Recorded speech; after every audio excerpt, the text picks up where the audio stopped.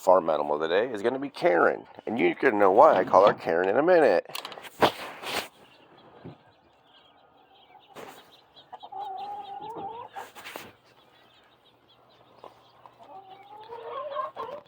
Karen. Yep. That's why she's a Karen. That's all she does all day is just yell. So this is actually the quietest she's ever been. Morning, ladies. But, yep, that one's Karen. Come here.